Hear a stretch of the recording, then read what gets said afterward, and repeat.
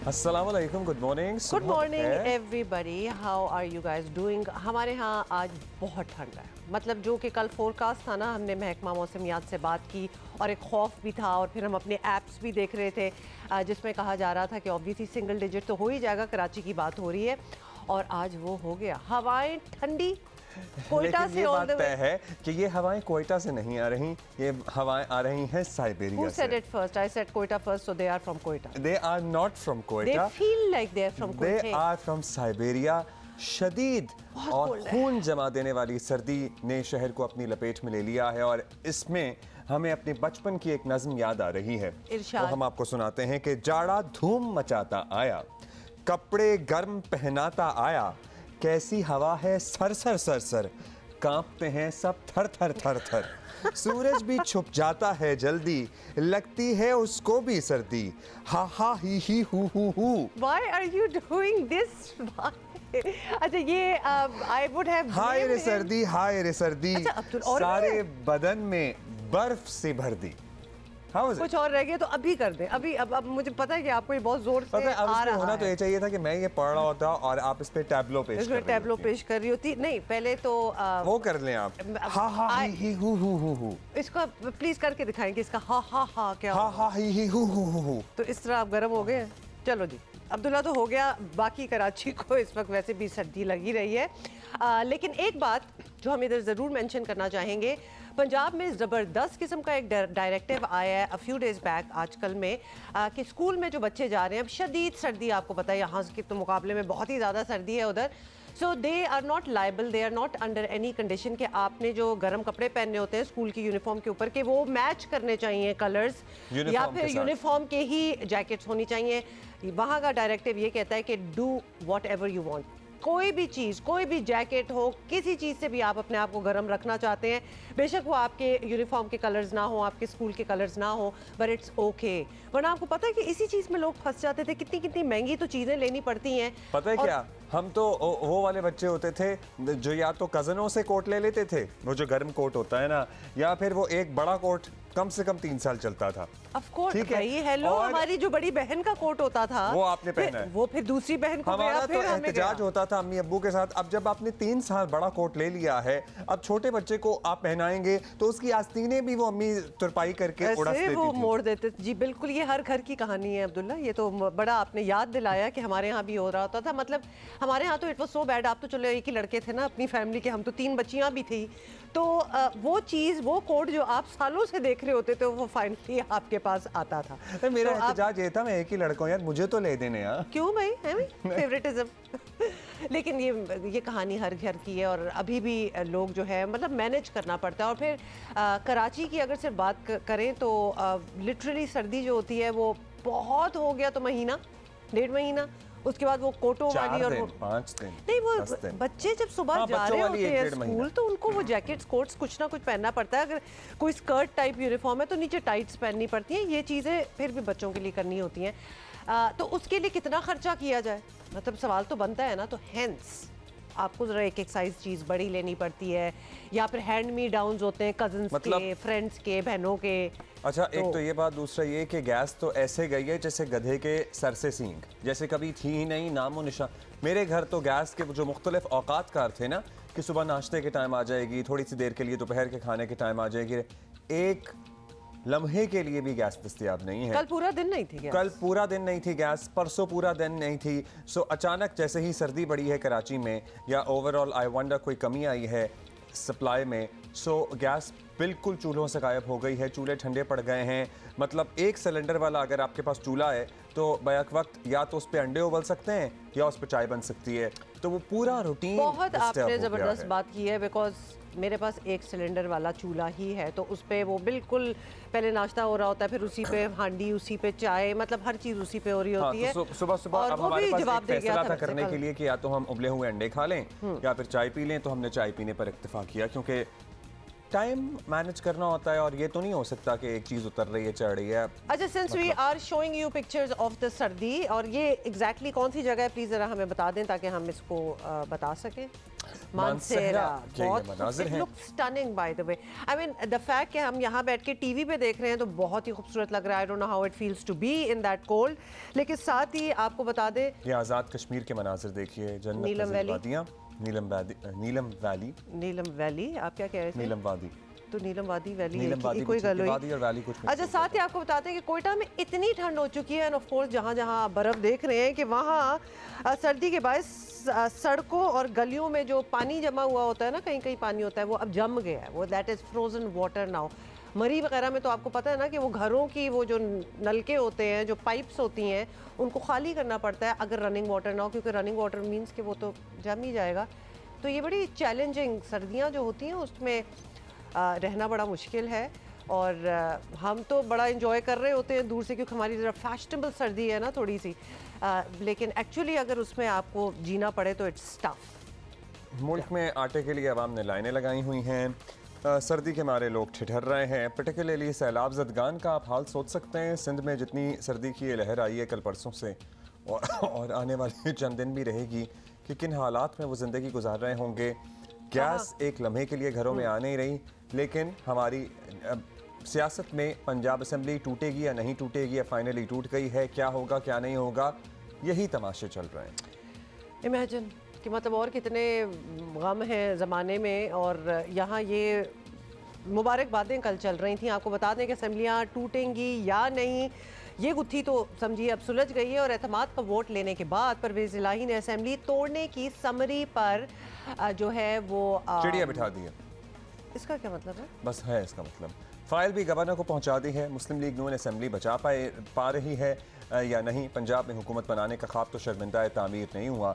गुजरात ने रायवंट को पिछाड़ दिया। खैबर पख्तूनख्वा असम्बली भी अब 1-2 दिन की मेहमान है। पीटीआई के सीनियर नायब सदर फवाद चौधरी ने फतह याबी के बाद भरपूर लहजे में असम्बली तोड़ने का ऐलान किया। वो जो शाही दरबार नहीं होते जो ऐलान करते हैं, ही लुक लाइक दैट वैसे। That's what he does. Chaudhry Pervez Elahi साहब ने जो पंजाब असम्बली की तहलील की एडवाइस है उस पर दस्तखत कर दिए और पंजाब असम्बली को तहलील कर दिया गया है। इस सिलसिले में जो एडवाइस है वो गवर्नर पंजाब को भेज दी गई है, और अगर गवर्नर ने ये आइन के मुताबिक अगर 48 घंटों से पहले असम्बली तहलील नहीं करते तो खुद ब खुद असम्बली जो है वो 48 घंटों में तहलील हो जाएगी। इंशाअल्लाह परसों इसी फॉर्मेट के ऊपर खैबर पख्तूनख्वा की असम्बली जो है उसको भी तहलील कर दिया जाएगा। अच्छा, उसके बाद फवाद चौधरी साहब जैसे सियासी वफादारी निभाने वाले इन्वर्टेड कॉमास में शख्स दूसरों को सियासी तवाइफे लिख रहे हैं on Twitter, on social media, और वो कह रहे हैं कि आवाम इनका खुद हिसाब कर लें। तो मेरा ख्याल है कि जिन लोगों के बारे में इन्होंने लिखा है वो ज़रा FIA से भी रब्ता करें, क्योंकि ये है कि भड़काने के मुतरादिफ है। ऑब्वियसली भड़का भी रहे हैं, और दूसरा मतलब तस्वीरें लगा के जैसे कि इनके गले को पहुंच जाओ सारे। कहने का मतलब है जो चॉइस ऑफ वर्ड्स है ना फवाद चौधरी साहब आपके, that says so much about you than anyone else. तो कुछ वर्ड्स ही तब्दील आप कर लें। खैर एनीवे, आगे चलते हैं और आपको बताएं कि फौरी इलेक्शन का मुतालबा करते इमरान खान ने अपना आखिरी कार्ड जो है वो भी खेल दिया, जो कि उनकी जारहाना सियासत का अब तक का सबसे बड़ा कदम है। और इस फैसले से इमरान खान ने सियासी हरीफों का कंधा ज़मीन से नहीं लगाया तो नीचे पटखा ज़रूर दिया, आप यही समझ लें। बज़ाहिर पंजाब नून लीग की मुट्ठी से सरकता जा रहा है। सर माशाल्लाह, बड़ी खूबसूरत, बहुत अच्छा। सर। अच्छा, तो हैरत अंगेज बात ये है, ये नहीं थी हैरत अंगेज बात, आगे ये है कि शरीफ खानदान की पॉलिसी खुद लीगी कारकुनों के लिए भी मुअम्मा बनी है, और वो सीनियर सियासी क़यादत जिसे पार्टी को तूफ़ानी बगोले से बाहर निकालना था, वो किधर है वैसे आजकल? वो बैरून मुल्क बैठे हुए हैं, और वो शिकस्तों का मातम आम कारकुनों और जूनियर क़यादत को हवाले करके खुद चैन की बांसुरी बजा रहे हैं। हालांकि लीगी रहनुमा कब से मियां साहब आज आएंगे कल आएंगे के गर्दान, इस पर भी वैसे कोई शायरी हो सकती है जितना वो कहते थे कि बस आने वाले हैं, पता नहीं अभी तक पहुंचे नहीं। एनीवे, ये भी देख लें। इंशाअल्लाह ताला पंजाब में, पंजाब की हद तक मैं बीइंग प्रेसिडेंट पंजाब PMLN मैं कह सकता हूँ कि इंशाअल्लाह ताला मियाँ नवाज शरीफ साहब हमें मैसर होंगे इलेक्शन कैंपेन के लिए। हम पंजाब में भरपूर जो है वो इलेक्शन कैंपेन करेंगे और ये इनकी भूल है कि ये दोबारा जीत के आ जाएंगे इंशाअल्लाह ताला। अगर इलेक्शन होते हैं पंजाब असम्बली से कि तो PMLN इंशाअल्लाह अक्सरियत हासिल करेगी। अपनी मकबूलियत पर नाज़ा और शादा इमरान खान को यकीन है कि असम्बलियाँ तहलील होते ही हुकूमत घुटनों पर आ जाएगी। इलेक्शन में इन्हें जीत से कोई नहीं रोक सकता। और अच्छा जी, एक दफ़ा फिर आपको बता दें कि इमरान खान का एतमाद अपनी जगह, लेकिन हमारे यहाँ सियासत जो है वो गिरगिट की तरह पल पल रंग बदलती है। सिर्फ आप ही शायरी नहीं कर सकते, मैं भी थोड़ा सा बीच में कंट्रीब्यूशन कर रही हूँ। और कल क्या हो जाएगा उसका ये हतमी तौर पर नहीं कहा जा सकता। वैसे ना, कुछ लोगों का ये भी ख्याल है कि इमरान खान की कारकर्दगी ऐसी नहीं कि इन्हें खुला मैदान मिल जाए, और ना ही नून लीग की सियासी कहानी का अभी एंड हुआ है और फ़याम में फिल्म अभी बाकी है। मेरे दोस्त, किसी ने आपको ये पूरी खबर इतनी अच्छे शायराना अंदाज में कभी सुनाई होगी? समझ तो आ गई है ना अब आपको? That's how it is। अब आप इग्नोर कर सकते हैं if you want to। अच्छा जी, मेमल सरफराज हमारे साथ मौजूद हैं, सीनियर जर्नलिस्ट हैं। Thank you mammal for being with us. Mammal, अब पंजाब में जो भी कह लीजिए हुआ वही जो इमरान खान चाहते थे। अब उनका कॉन्फिडेंस भी इससे बूस्ट हुआ है। कुछ नून लीग का कारकुन भी अफसरदा मायूस नज़र आ रहा है। इस बात का इदराक है मुस्लिम लीग नून की लीडरशिप को कि बाहर बैठकर मियाँ नवाज शरीफ की वापसी के बगैर ये जो लोकल लीडरशिप यहाँ मौजूद है, जो मकामी क़यादत है, उससे मामलात नहीं हैंडल होंगे। He should come back now और it would be too late. देखिए अब्दुल्ला, ये इदराक तो बिल्कुल होना चाहिए, क्योंकि ये कोई उनकी पंजाब में पहली शिकस्त तो नहीं है। हमने जुलाई के जो बाई इलेक्शंस देखे थे जिसके अंदर वो बड़े कॉन्फिडेंट थे कि वो जो है मेजॉरिटी सीट्स लेकर जाएंगे, लेकिन हुआ क्या कि वो बिल्कुल ही वहां पर PTI ने स्वीप किए जो पंजाब के बाई इलेक्शंस थे। फिर उसके बाद हमने चीफ मिनिस्टर के भी इलेक्शंस के अंदर देखा कि किस तरीके से चौधरी परवेज इलाही साहब जो है वो चीफ मिनिस्टर भी फिर बन गए बड़े आसानी से उसके बाद।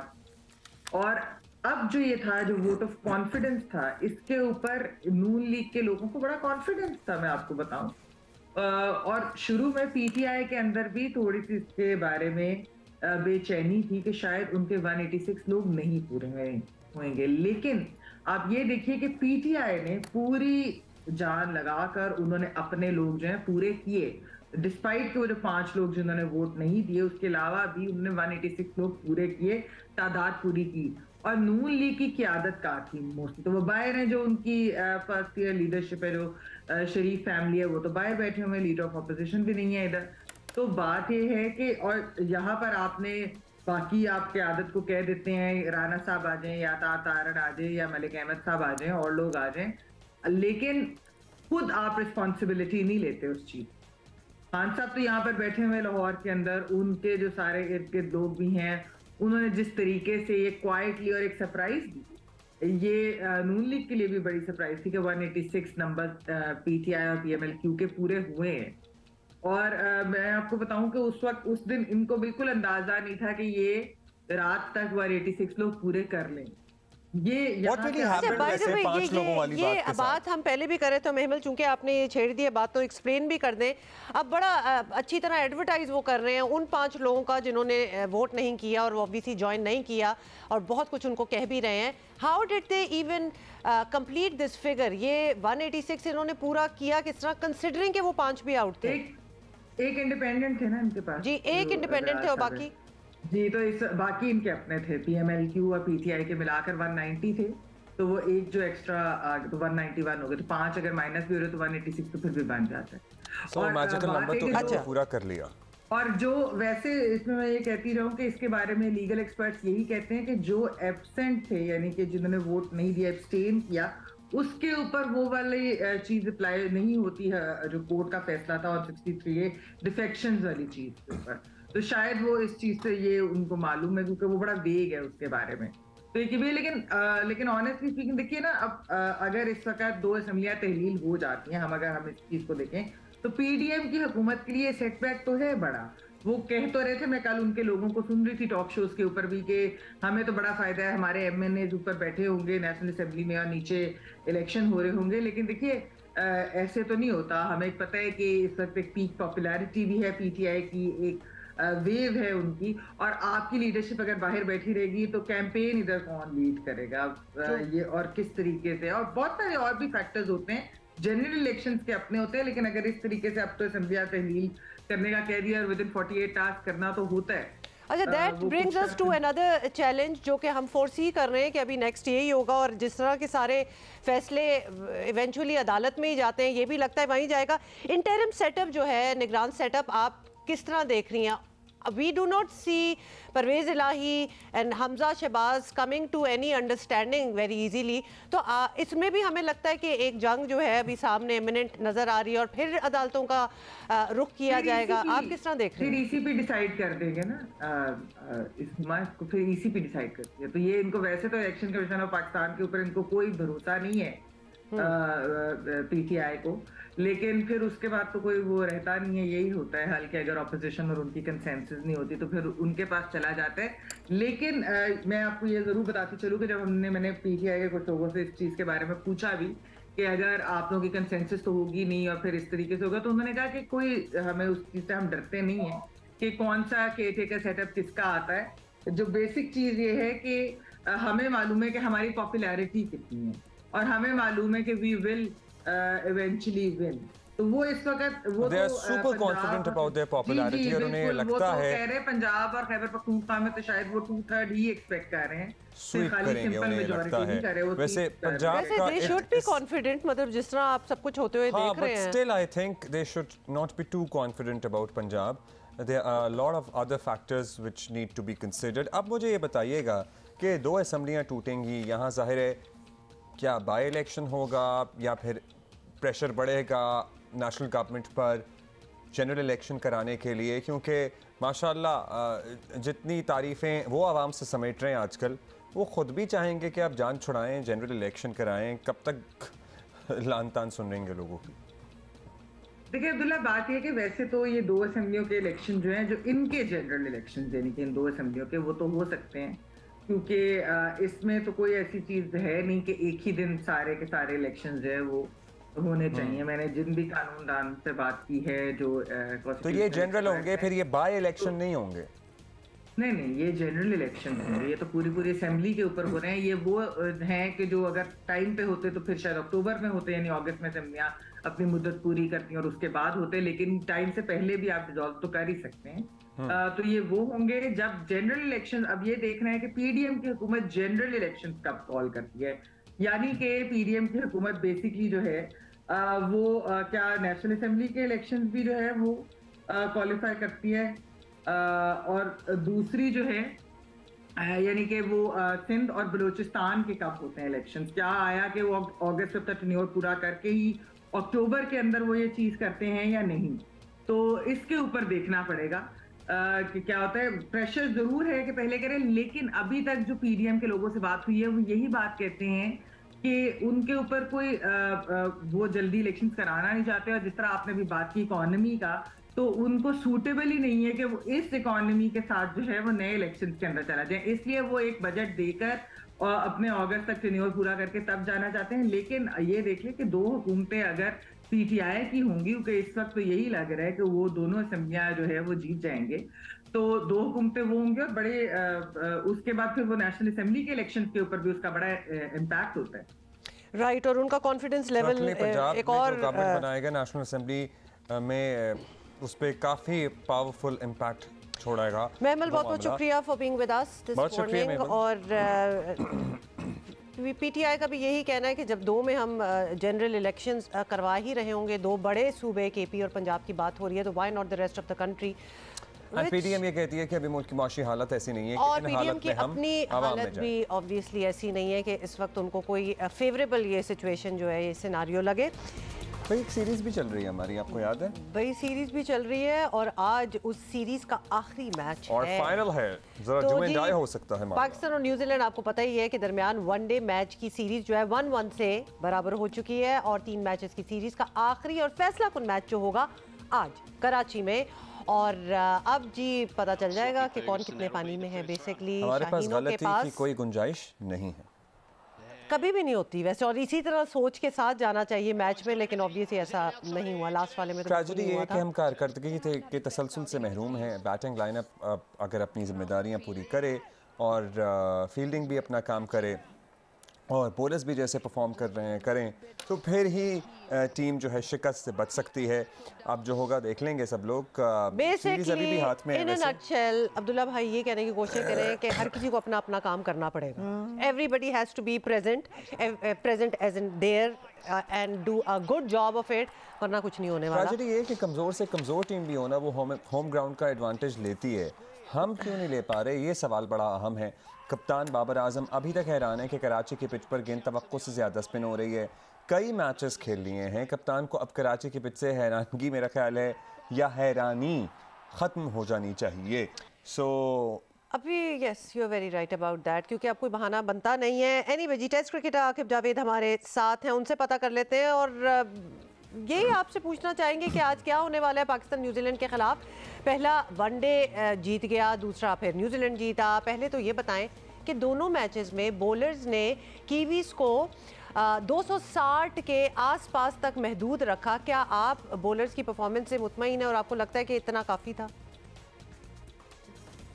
जी डेफिनेटली, जिस तरह से पहला बड़ी आसानी से पाकिस्तान ने मैच जीता और दूसरा जो है वो भी, उसमें भी बॉलर्स की अगर आप देखें, एक टाइम पे लग रहा था ये 350 325 रन हो जाएंगे, लेकिन नवाज़ ने और जिस तरह बॉलर फास्ट बॉलर्स ने, नसीम ने स्पेशली ऐसा कमबैक किया कि 260 लग रहा था फिर एक आसान मैच होगा पाकिस्तान के लिए। लेकिन इस पिच में और पहले वनडे की पिच में बहुत फ़र्क था।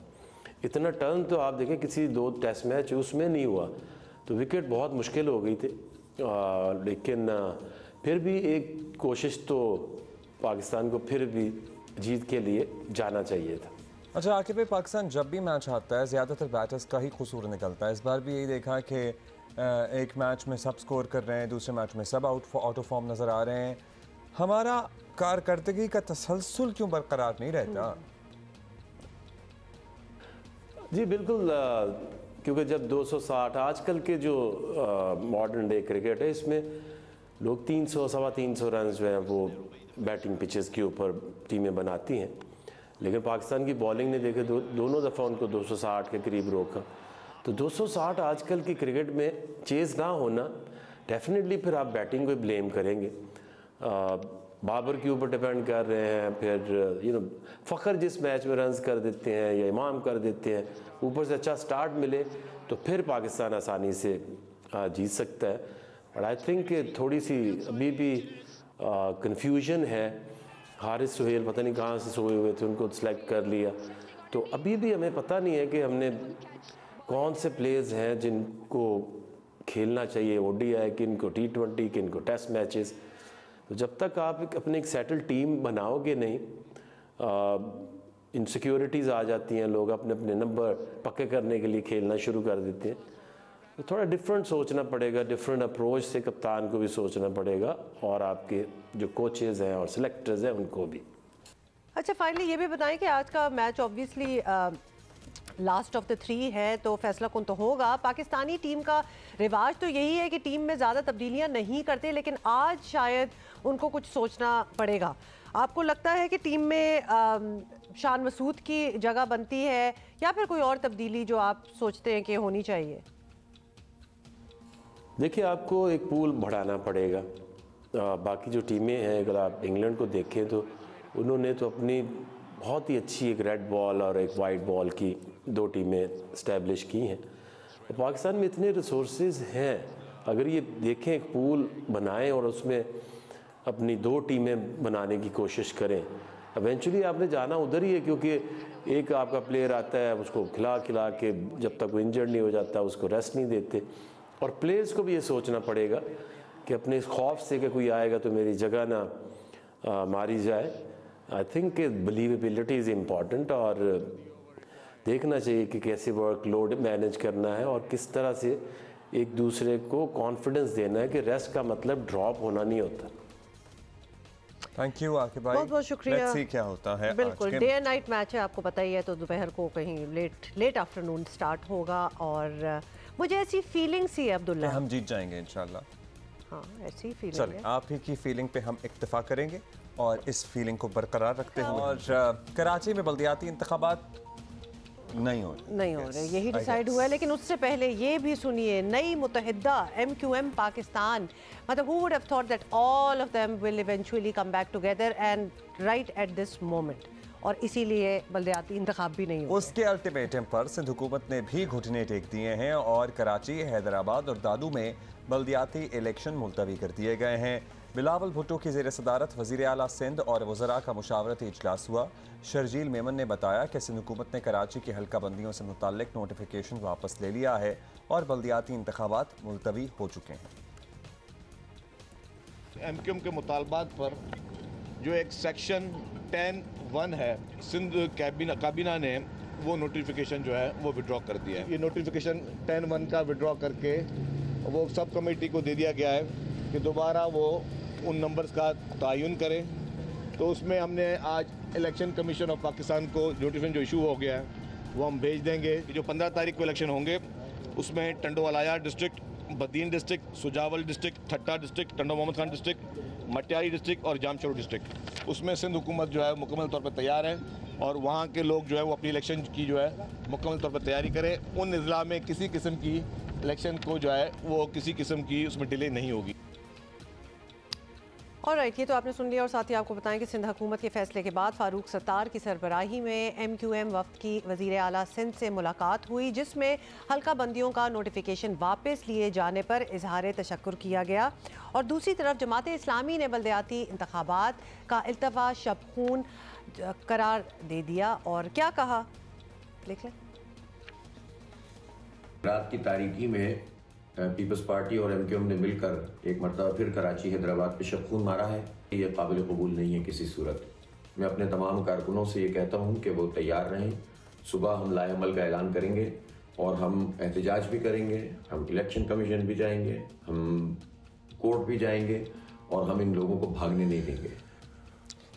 इससे कबल टूटी बिखरी और मुंतशिर MQM के 3 धड़े एक हुए। MQM पाकिस्तान, MQM बहाली कमेटी और PSP ने पतंग थाम ली है। ये सियासी इंजमाम जहां MQM के सपोर्टर्स के लिए इत्मीनान का आई गैस बायस होगा, वहीं MQM का माजी और तर्ज सियासत देखते हुए लोगों के दिलों में खौफ और वसवसों का पैदा होना भी फितरी है।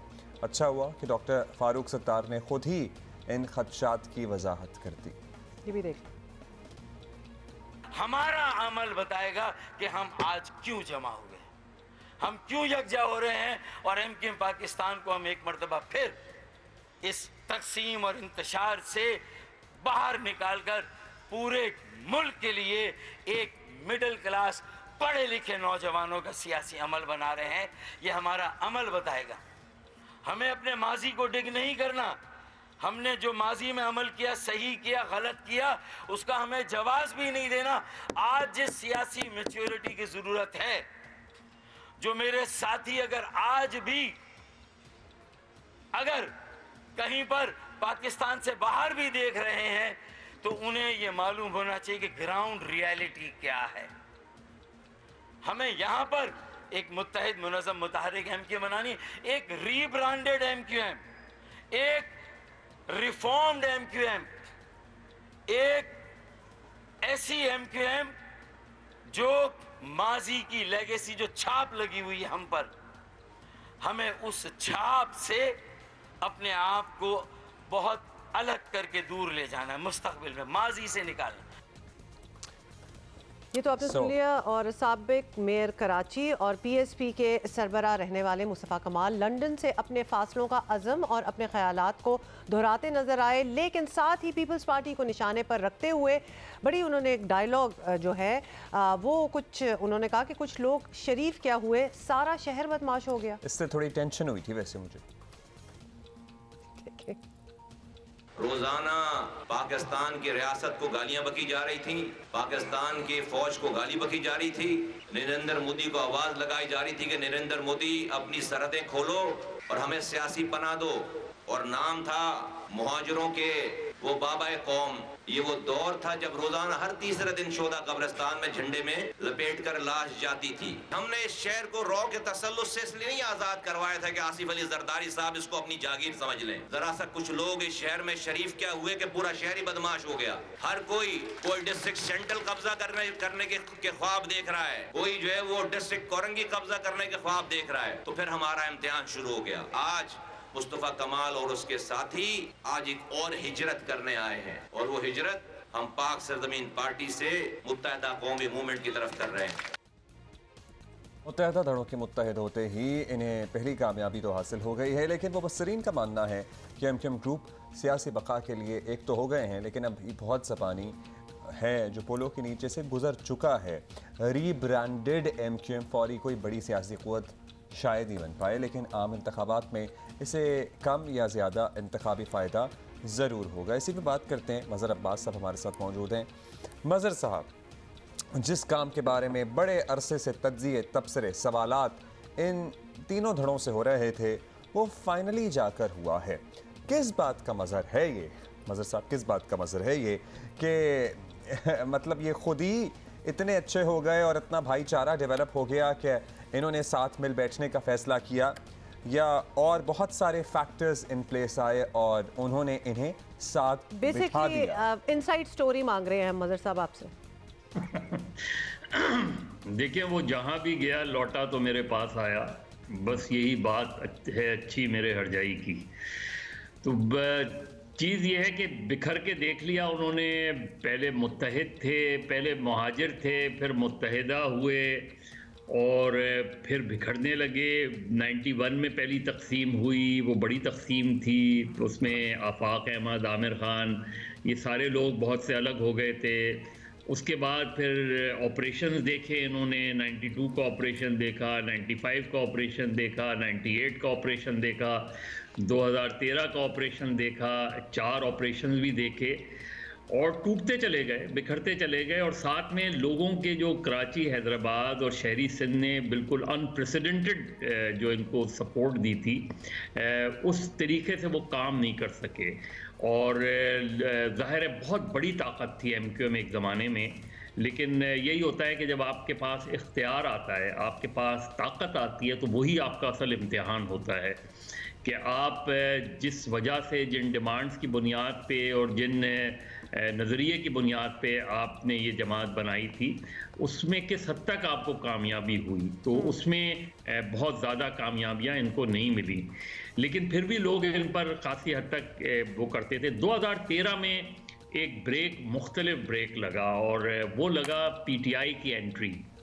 जब तहरीक इंसाफ 2013 में कराची से 8 लाख के करीब वोट ले गई, और तो वो एमक्यूएम के लिए परेशानी थी। लेकिन जो वो उस बात नहीं समझ सके कि पॉलिटिक्स में चीज़ें तब्दील होती हैं और आप उनसे सीखते हैं। जब 8 लाख वोट पड़ा तो आपको सीखना ये चाहिए था कि क्यों 8 लाख वोट पड़ा, लोगों का एतमाद आप पर से क्यों उठता चला गया। उसके बजाय उन्होंने अपने ही साथियों पे चढ़ाई कर दी, एमक्यूएम लंदन ने और बानी मुत्तहिदा ने। और फिर हमने देखा कि उस जनरल काउंसिल में किस तरीके से यही सारे लोग जो बैठे हुए थे कल प्रेस कॉन्फ्रेंस में, इन सब के साथ बदतमीजी हुई, इन सब के साथ जो है इनको मारने के लिए लोग दौड़े, इस तरह की चीज़ें हुई। और फिर अल्टीमेटली यही हुआ, उसमें मुस्तफ़ा कमाल चले गए, रज़ा हारून चले गए, बाद में अनीस एडवोकेट अलग हो गए, अनीस कायम खानी अलग हो गए। और फिर उन्होंने 2016 में, मार्च 2016 में आके PSP बनाई, जिसका बुनियादी नुक्ता अल्ताफ़ हुसैन के ख़िलाफ़ था। अब ये सारी चीज़ें जो थीं उस तरीके से लोगों ने एक्सेप्ट नहीं की। उसकी वजह क्या थी कि लोग ये एक्सपेक्ट कर रहे थे कि आप नया प्रोग्राम क्या देंगे, आप क्या लोगों के लिए ऐसा वो देंगे, पैकेज लाएंगे, क्योंकि एक गैप आ गया। और उस गैप को, उस वैक्यूम को फिल किसने किया? एक तरफ PTI फिल करती चली गई, क्योंकि PTI का एक जो कलर था उसमें यंगस्टर्स थे, उसमें फैमिलीज़ थी, उसमें मुख्तलिफ ज़बान बोलने वाले लोग थे। और फिर इमरान खान की शख्सियत, तो उसने अट्रैक्ट किया PTI को, और बहुत से MQM का सपोर्टर और वोटर जो है वो उनके साथ चला गया। फिर एक नया फिनोमेना आया, वो था तहरीक लब्बैक का। और तहरीक लब्बैक का जो वोटर है, अगर आप देखें जो उनका सपोर्टर है, उसमें बहुत बड़ी तादाद मेमन कम्युनिटी की थी, और वो मेमन कम्युनिटी उससे पहले जो है वो MQM को वोट देती थी, और MQM का बड़ा स्ट्रॉन्ग वोट था, वो तहरीक लब्बैक में चला गया। तो ये सारा डिवीज़न जो हुआ उससे नज़र आया कि जो फैक्शंस बने हुए हैं उनकी से ख़त्म होती जा रही है, उनकी पोजीशंस ख़त्म होती जा रही है। MQM पाकिस्तान जो है 2016 से 2020 तक MQM पाकिस्तान का मेयर रहा है यहाँ, लेकिन वो डिलीवर नहीं कर सके उस तरीके से। अब ये जो चीज़ें हुई हैं, ये जो डेवलपमेंट हुई है, जो इलेक्शन पोस्टपोन किया गया है, ये किसी भी तरीके से MQM या पीपल्स पार्टी की सियासत को फ़ायदा नहीं बल्कि नुकसान पहुँचाएगा। ये एक अनडेमोक्रेटिक डिसीजन है, क्योंकि ऑलरेडी इलेक्शंस ड्यू थे अगले 2-3 दिन में। आपने यही चीज़ें करनी थी तो उस वक्त करते, आज से 1 साल पहले कर देते। और ये तो टेन्योर इसका तो 2020 में ख़त्म हो गया था, 120 दिन के अंदर इलेक्शन होने थे, वो इलेक्शन कमीशन ने नहीं कराया। तो जो भी डीलिमिटेशंस वगैरह थे, वो सिर्फ यही नहीं, इवन पंजाब में उस वक्त उधर इमरान खान साहब की गवर्नमेंट थी, उन्होंने पंजाब में इलेक्शंस नहीं कराए, और इसी वजह से नहीं कराया कि वहाँ उन्हें खतरा था PMLN जीत जाएगी लोकल बॉडी। अच्छा मजहर साहब, तो ये तो यूनाइटेड MQM की पहली विन ही समझी जाए कि इन्होंने ये बलदियाती इंतखाब जो हैं ये पोस्टपोन करा दिए। मतलब ये तो PPP के लिए, हुकूमत के लिए और MQM के लिए विन विन सिचुएशन हो गई। हुमा देखना पड़ेगा। देखिए, सिर्फ कराची में बल्दियाती इलेक्शन मुलतवी नहीं हुए हैं, दादू में भी बल्दियाती इलेक्शन मुलतवी हुए हैं, कुछ जगहों पे हो रहे हैं। जैसे फहमीदा मिर्ज़ा साहिबा कह रही थी कि अगर दादू में इलेक्शन मुलतवी हुए हैं तो फिर बदीन में क्यों नहीं हुए, और जगहों पे क्यों नहीं हुए, क्यों 60 डिस्ट्रिक्ट्स में इलेक्शंस हो रहे हैं और बाकी जो है दादू कराची में इलेक्शंस क्यों नहीं हो रहे। डीलिमिटेशन की हद तक बात ठीक है कि डीलिमिटेशंस की हद तक वो चीज़ें थी, लेकिन मैं फिर ये कह रहा हूँ कि अगर यही चीज़ें करनी थी तो ये आज से आप कुछ अरसे पहले करते। जब शेड्यूल अनाउंस हो गया, MQM की तमाम पिटीशंस रिजेक्ट हो गई, उस वक्त 2 या 3 दिन पहले आपने लोकल बॉडी इलेक्शन को मुलतवी कराना। साबिक secretary election commission Kanwar Dilshad साहब ने भी हमें ज्वाइन किया। मज़हर साहब हमारे साथ ही रहिए। कंवर साहब, अब अपेरेंटली अभी तो यही लग रहा है कि 15 को दोबारा कराची और दादू वगैरह में बल्दियाती इंतखाब नहीं हो सकेंगे। इलेक्शन कमीशन अभी भी कोई किरदार अदा कर सकता है इसमें? इलेक्शन कमीशन पाकिस्तान अपने आइन के आर्टिकल 218 के तहत, 219 के तहत और 237 के तहत सूबाई हुकूमत सिंध का जो एक रेफरेंस आया है उसको मुस्तरद करने की पोजीशन में है, क्योंकि शेड्यूल जारी हो चुका है। आज शेड्यूल जारी करने से पहले इलेक्शन कमीशन पाकिस्तान ने सिंध के तमाम स्टेक होल्डरों को तलब किया था, chief secretary, IG, secretary local government, उन सब की यकीन दहानी के बाद ही इलेक्शन कमीशन ने 15 जनवरी का नोटिफिकेशन जारी किया, शेड्यूल जारी किया। अब उस शेड्यूल के खिलाफ जो है, जैसे सिंध गवर्नमेंट ने का रेफरेंस किया है चीफ इलेक्शन कमीशन को, तो चीफ इलेक्शन कमीशन इसको जो है मुस्तरद करने की पोजीशन पे है। इन्होंने सहारा लिया है इलेक्शन का, जो लोकल गवर्नमेंट इलेक्शन जो है सिंध गवर्नमेंट का 10A, जिसके तहत उन्होंने हल्का बंदियां वापस ले ली है। तो सिंध हुकूमत को हल्का बंदियों को विड्रा करना, वापस लेना, मुस्तरद करना का सवाल ही नहीं पैदा होता, क्योंकि इलेक्शन के पाकिस्तान ने इसका नोटिफिकेशन कर दिया था अपने लोकल गवर्नमेंट के हवाले से। तो ये मामला बड़ा सीरियस हो गया है और इलेक्शन कमीशन पाकिस्तान को अपनी आईनी और कानूनी जिम्मेदारी अदा करनी चाहिए और वो सिंध हुकूमत का जो रेफरेंस आया है उसको मुस्तरद कर दे। लेट्स सी क्या होता है। सिंध हुकूमत का रेफरेंस जो है मुस्तरद भी हो सकता है। अभी भी यानी कि इम्कान है कि कराची में 15 को ही बल्दियाती इंतखाबात हो जाएं।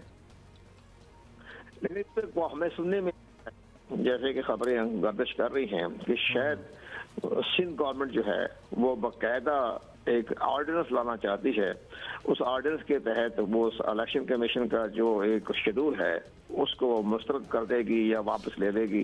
वो एक ऑर्डिनेंस आने का इम्कान है। अब ऑर्डिनेंस आ जाता है तो फिर इलेक्शन कमीशन बेबस हो जाता है, क्योंकि इनका जो कानून है लोकल गवर्नमेंट का, उसमें ये लिखा हुआ है कि जो कानून सूबाई हुकूमत तैयार करेगी, मुरतब करेगी या नाफज करेगी, उस पर इलेक्शन कमीशन अमल करने का पाबंद है। तो अब वो इसी लिहाज से वो अपना एक ऑर्डिनेंस लेके ऑर्डिनेंस अगर आ गया तो फिर इलेक्शन कमीशन पाकिस्तान को अपना शेड्यूल वापस लेना पड़ेगा। मज़हर साहब, आपको लग रहा है कि अब ये ऑर्डिनेंस पे ही बात आ जाएगी? बिकॉज ऑब्वियसली फैसला तो हो गया है Peoples Party is not keen to hold these elections और साथ MQM के साथ भी अब मुआहदा ही समझ लें आप, तो अब ऑर्डिनेंस पे ही बात खत्म होगी? हाँ, आज के बगैर बात खत्म नहीं होगी। आज सिंध काबीना का एक हंगामी इजलास है और वो इसी इशू के ऊपर है। और ये जिस तरह कवर दिलशाद साहब कह रहे थे, मैं कल से ये रिपोर्ट्स आ रही हैं कि वो ऑर्डिनेंस पर काम हो रहा है, क्योंकि ऑर्डिनेंस के बगैर आप रोक नहीं सकेंगे इलेक्शन। लेकिन इलेक्शन कमीशन का एक और डायलेमा है, एक तरफ वो ये पोजीशन अगर लेती है तो दूसरी तरफ वो पंजाब में पोजीशन ये ले रहे हैं कि हम इलेक्शंस नहीं करा सकते जब तक मरदमशुमारी और हल्का बंदियां ना हो जाएं। तो अब ये मसला वहाँ भी होगा, ये कॉन्ट्रडिक्शंस भी आएंगी। लेकिन असल चीज़ ये कि अगर ऑर्डिनेंस जारी करते हैं तो फिर इलेक्शन कमीशन विड्रॉ कर लेगा। तो क्या ऑर्डिनेंस जारी होगा, या अगर आज इलेक्शन कमीशन उनका रेफरेंस रिजेक्ट करता है तो सिंध गवर्नमेंट ये कह सकती है MQM से कि अब हम बेबस से हो रहे हैं। तो मेरा ख्याल है एक मुश्किल सिचुएशन है, लेकिन ये कि बेहतर ये होता कि इलेक्शन की तरफ जाते, जो भी अपनी रिजर्वेशंस के साथ भी आप जा सकते थे इलेक्शन में, डिलिमिटेशंस और आइंदा जनरल इलेक्शंस के लिए करते हैं। लेकिन बहरहाल MQM उस लिहाज से MQM ने जो है वो किसी तरीके से उनकी अपनी डिमांड्स उन्होंने मनवाई हैं, लेकिन ये इंटरम रिलीफ है। यानी इंटरम रिलीफ इसलिए कि आज अगर इलेक्शन कमीशन उन्हें इसकी रेफरेंस को मुलतवी करेगा तो वो रिलीफ खत्म हो जाएगा। फिर अच्छा, अगर कोई ऑर्डिनेंस नहीं आता, जैसे कि अभी सईद गनी साहब ने मैसेज किया कि no ordinance is under consideration, अगर कंवर साहब कोई ऑर्डिनेंस नहीं आता तो फिर इलेक्शन कमीशन के क्या इख्तियारात रहते हैं? ये रेफरेंस रिजेक्ट करके इंतखाबात की तरफ बढ़ा जाएगा या फिर कोई और रास्ता होगा? नहीं, इलेक्शन कमीशन पाकिस्तान जो है, जैसे कि सिंध गवर्नमेंट ने अगर कोई रेफरेंस भिजवाया हुआ है तो इलेक्शन कमीशन पाकिस्तान जो है इसको रेफरेंस को मुस्तरद करने की पोजीशन में है। जैसे कि इलेक्शन कमीशन पाकिस्तान ने वफाकी हुकूमत के फेडरल इंटीरियर मिनिस्टर का नोटिफिकेशन आया था कि हमने अपनी यूनियन कौंसलें बढ़ा दी हैं, 101 से 125 कर दी है और आप इससे इंतखाबात को मुलतवी कर दें। तो इलेक्शन कमीशन पाकिस्तान ने फेडरल गवर्नमेंट की यानी इंटीरियर मिनिस्ट्री के नोटिफिकेशन को मनसूख कर दिया था, मुस्तरद कर दिया था, और बाद में इस्लामाबाद हाई कोर्ट में जाकर मामला बहामजदा हो गया और डेटें आगे बढ़ गई। लेकिन यहाँ सूरत हाल भी यही पेश आएगी कि हुकूमत सिंध का जो नोटिफिकेशन है या खतूत है या रेफरेंस है वो इलेक्शन कमीशन पाकिस्तान जो है मुस्तरद कर देगा और इसके बाद वो 15 जनवरी को अपना जो शेड्यूल है उसको बरकरार रखेगा। लेकिन बहरहाल अगर ऑर्डिनेंस के बगैर, जैसे कि मेरी बात हुई है मदर अब्बास साहब से भी, तो वो हमने आपस में मशवरा किया था, तो यही है कि ये बाकायदा ऑर्डिनेंस के बगैर जो है जो इलेक्शन कमीशन पाकिस्तान जो है वो आगे कार्रवाई नहीं कर सकेगा। लेकिन अगर ऑर्डिनेंस आ गया तो फिर इलेक्शन कमीशन पाकिस्तान शेड्यूल को वापस ले लेगा। अच्छा मदर साहब, इसका ये पहलू भी तो है ना कि अवाम भी तो ये सारा कुछ देख रहे हैं। आपको लगता है कि अवाम जो अब मतलब कई मरतबा बिल्कुल तैयार बैठे हैं कराची में रहने वाले बसने वाले अपना हक इस्तेमाल करने के लिए, बार बार इस तरह से कोई ग्लिच आना, this would translate into any good as far as the voters and supporters are concerned of any party. और to be precise 7वीं बार मुलतवी हुआ। देखिए, किसी भी तरीके से ये तीसरी मरतबा लोकल बॉडीज इलेक्शन सिंध में मुलतवी हो रहे हैं, तीसरी मरतबा हुआ है और ये यकीनी तौर पे एक गैर जमहूरी फैसला है, एक गैर जमहूरी अंदाज है इसका। अगेन मैं कहूँगा कि जब ये सारी चीज़ें हो रही थी उस वक्त क्यों नहीं किया आप? 1-1.5 साल तक डिलिमिटेशंस, यही नोटिफिकेशन जब हुआ था उस वक्त वापस क्यों नहीं लिया गया? ये सारी चीज़ें लास्ट मिनट एफर्ट्स, जब एक चीज़ हो गई है, सिंध हाई कोर्ट ने भी दरख्वास्त मुस्तरद कर दी, इलेक्शन कमीशन ने भी दरख्वास्त मुस्तरद कर दी, ये सारी जो MQM की ग्रीवेंसेस थी उसको अगर नहीं सुना गया, हाई कोर्ट के लेवल पे नहीं सुना गया, इलेक्शन कमीशन के लेवल पे उस चीज़ को वो नहीं किया गया, तो इस वक्त अगर आप इलेक्शन मुलतवी करेंगे और फ़र्ज़ करें आज इलेक्शन कमीशन ये ऐलान करता है कि इलेक्शन वक्त पर होंगे और ये रेफरेंस मुस्तरद करता है, तो आपको मज़ीद सियासी नुकसान होगा।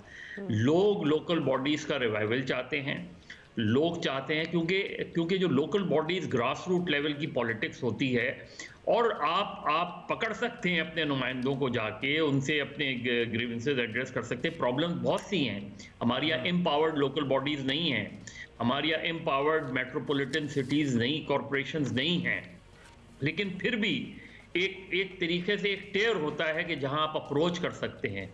मेरा ख्याल है कि लोग चाहते हैं कि इलेक्शंस हों, लोग चाहते हैं कि फौरी तौर पर इलेक्शंस हों, नए नुमाइंदे आएँ। बाकी मरदमशुमारी, डीलिमिटेशन, ये इम्पॉर्टेंट इश्यूज़ हैं बहुत, लेकिन ये अपने वक्त पर चीज़ें नहीं होती और उस वक्त तक हम खामोश रहते हैं। तो मेरे ख्याल में अगर आज हम देखना है कि क्योंकि जो है वो प्रोटेस्ट भी जमात इस्लामी शायद जुमे की नमाज के बाद या उस प्रोटेस्ट भी करने का इरादा रखती है, ये सारी चीज़ें अपनी जगह हैं। इलेक्शन कमीशन का अगर इस पे आज फैसला आ जाता है तो उसके लिहाज से एक नई सूरत हाल में MQM फिर क्या करेगी, ये जो रीबर्थ हुई है MQM की, इनके पास फिर क्या ऑप्शंस होंगे। इनके पास एक ऑप्शन तो बॉयकॉट का हो सकता है, उस बॉयकॉट का फ़ायदा जमात इस्लामी और तहरीक इंसाफ और पीपल्स पार्टी को हो सकता है, उसका फ़ायदा। अगर इलेक्शंस में वो जाते हैं इस रिजर्वेशंस के साथ, इस एहतजाज के साथ, तो उन्हें फिर कुछ थोड़ा बहुत फ़ायदा हो सकता है। लेकिन जो मेन इस वक्त इलेक्शंस की रेस में लोग हैं, उसमें MQM जो है वो बहुत पीछे है। इस वक्त उस रेस में PTI है, उस रेस में जमात इस्लामी है, उस रेस में पीपल्स पार्टी है। और इवन आगे दादू वगैरह में भी अगर आप देखें तो वहाँ भी लोग, क्योंकि पहला फेज़ कंप्लीट हुए ऑलरेडी तकरीबन 6-7 महीने हो चुके हैं, तो वहाँ भी लोकल बॉडीज़ जो है वो इस वक्त वहाँ के जो नुमाइंदे हैं, मुंतखब नुमाइंदे, वो इंतज़ार कर रहे हैं कि जी उनका मीरपुर ख़ास का मेयर कब मुंतखब होगा, हैदराबाद का मेयर कब मुंतखब होगा, बाकी जगहों पे जो बॉडीज़ हैं वो कब वोट लेंगी। तो मेरे ख्याल में लोकल बॉडीज़ इलेक्शंस होने चाहिए, 15 जनवरी को ही होने चाहिए। बाकी ये सारे इंपॉर्टेंट इशूज़ हैं, क्रूशल इशूज़ हैं, इनको आप एड्रेस करें, इलेक्शन के बाद भी एड्रेस हो सकते हैं। अच्छा, साथ ही आपको बता दें कि इस वक्त लेटेस्ट जो है इजलास आज होगा हैदराबाद में बल्दियाती इंतखाबात और पंजाब असम्बली तहलील होने का मामला। चीफ इलेक्शन कमिश्नर की ज़ेर सदारत इलेक्शन कमीशन में अहम इजलास आज होगा। तो बहुत से आज जो हम सवाल इस वक्त उठा रहे हैं, मेरा ख्याल फैसला हो जाएगा। बहुत शुक्रिया आपका कमर साहब, बहुत शुक्रिया आपका मज़हर अब्बास साहब। और अभी it is still to be seen कि कराची में 15 को या दादू में 15 को बल्दियाती इंतखाबात हो रहे हैं नहीं हो रहे, ऑल्दो बदीन वगैरह में हो रहे हैं। सो वहाँ पर हम यही कहेंगे आवाम से कि अपने हक़ का, अपने वोट का भरपूर इस्तेमाल करें और जो काम करता है ना उसी को वोट देना है, जो हम काफ़ी अरसे से एक्चुअली बात भी कर रहे हैं। बर्फबारी के मौसम में पाकिस्तान के बालाई इलाकों की खूबसूरती स्विट्जरलैंड से ज़्यादा ही है। भाई कोई कंपैरिजन ना करें, इट इज़ स्टनिंग। तो हम किसी जगह से कंपैरिजन, ये लो जी सामने आ गया। अब what Switzerland, what are we talking about? हमारी जगह देखो, मालम जब्बा का खूबसूरत तरीन स्की रिजॉर्ट। और पाकिस्तान में एक्चुअली अब स्कीइंग भी आम हो रही है थैंक्स टू पर्टिकुलरली मालम जब्बा का ये वाला स्की रिजॉर्ट। मुख्तलिफ वादियों में इसके अलावा भी नलतर वगैरह में भी इंतज़ाम है। बहुत सारे स्की रिजॉर्ट्स अंडर कंस्ट्रक्शन भी हैं, आपको पता है। और यहाँ सयाहों को स्कीइंग की बाकायदा ट्रेनिंग भी दी जाती है और इसके लिए भी बड़ा ज़बरदस्त एक इंतज़ाम किया गया है। और ये एक काम कर एक्सपर्ट आए हैं। बिल्कुल, ये आसान काम नहीं है, इसको बड़ा टेक्निकल बात है स्कीइंग करना, इसको सिखाना पड़ता है। और पाकिस्तान तशरीफ़ लाए हैं डेल पॉल एंड्रयू, जो कि साउथ अफ्रीकन हैं, साउथ अफ्रीका से आए हैं पाकिस्तान में, और जो यहाँ स्कीइंग और स्नोबोर्डिंग सिखा रहे हैं। 15 साल इनका तजर्बा है। He is an instructor. Thank you Paul, welcome to Pakistan. And firstly we are very keen to know that what brings you to Swat and Malam Jabba? Was it the beauty of Malam Jabba? We were just admiring it actually. Or somebody, you know, asked you, okay, let's go, and you just agreed. Well, good morning. Thank you for having me on the show. As you can see, it's a beautiful day out here at Malam Jabba right now. True. The sun is out after a few days of natural snowfall, so everything is beautiful and white and clean and looking great. And awesome for the skiing culture happening now, slowly growing here at Malam Jabba. Dale, we are very curious to know, is it your first time in Pakistan? Yes, my first time in Pakistan. I've been here for now over 2 months, 2.5 months, and I'm really enjoying everything that I've experienced so far. The hospitality in Pakistan has been unbelievable. The friendliness, everyone, doesn't matter where you go in the area. Everyone is really, really friendly and helpful and always has a smile on their face, which is lovely to see. Hospitality is one thing that we take pride in. Yes, we are very eager to know as well that... What convinced you actually? Because we were just talking about it. Pakistan comes with its own bag of challenges. What convinced you? You have missed that part. Yes, you missed the floods though, and thank God for that. But exactly what was it that you thought, you know, Malam Jabba is a good place and I can go there? So the GM of Malam Jabba is a longtime colleague and friend of mine who, over many years of working together, while he was here for his first year experience, he saw that there was a sort of lack in the actual ski school and the progression of the sport. And he asked me, would I be interested in coming to Pakistan and helping bring across this international teaching to actually progress the sport from beginners right up until advanced. You know, it's not a sport where it's just a one-time experience. It's actually a sport that is available for everyone and not just the extremists. So this is a very season-oriented sports, Paul, and it's been 2 months that you are there. Do you have enrolled students, a particular number, who are there with you, who come and take classes or instructions from you on daily basis or weekly basis? How is it working out that way? So my goal here is to be able to take my knowledge and pass it across to the local skiers that work in Jabba, you can say the old instructors that have been teaching here for the past few years, who have been teaching the skiing in the only way that they know possible, which was a lot of go straight, take a nice picture of the skiing, and that would be the experience that someone would get when coming to Malam Jabba. So I have all of those skiers that we are doing training with every day, bringing across this international way of teaching and the progression of how the sport should be taught, so that anyone can come for a lesson and can actually walk away from the lesson having learned something that they can come back and continue to progress on and learn more and actually work towards becoming a skier and pushing the culture of skiing, where it's not just a one-time experience, it's a every winter experience. Sounds great. Sometimes we also imagine, you know, that it would be tough for people like us who live far away from Sawat to even get accustomed to that kind of weather and then to actually, you know, excel in the sport. But first up, you are from South Africa, and we are just curious to know, does it ever snow over there anywhere? As in, how did you develop this interest in becoming a ski instructor? So when I was 15 years old, I was lucky enough to get a free ski lesson on an artificial indoor ski slope in Johannesburg in South Africa. Oh, fascinating. And this is where I really caught the bug of how much fun it is to actually ski. And this was when I was 15 years old. And from that moment onwards, I was hooked, and I went to our South African ski resorts. There is actually two. One is inside South Africa, and then the other one is just inside the border of Lesotho, inside South Africa. And this is really where a passion for the sport really started to grow. After How that, fascinating is that? You found your true calling at 15.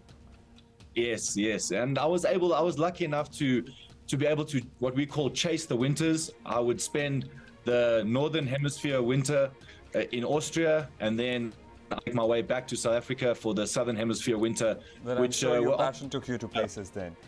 Thank you, Dale, Paul, Andrew. Thank you for being here in Sawat. And for showing us, you know, what's in your background as well, because it is absolutely stunning. And people can enjoy. Anybody who's going to Malam Jabba, going to be there, staying there for a while, please do learn how to ski. Take some classes from Dale Paul. Since like last 2 months, he is there for a few more days or weeks. So आप इनसे सीख सकते हैं, classes ले सकते हैं. Thanks for being with us. My pleasure. Thank you very much for having me on the show. और क्या खूबसूरत मंजर था. पिछले 3-4 दिन से वो कह रहे थे जगह देखे ना तो आपका दिल चाहता है कि आप भी कुछ सीख ही लें ऊपर नीचे जाने के लिए. और आज धूप निकली हुई है.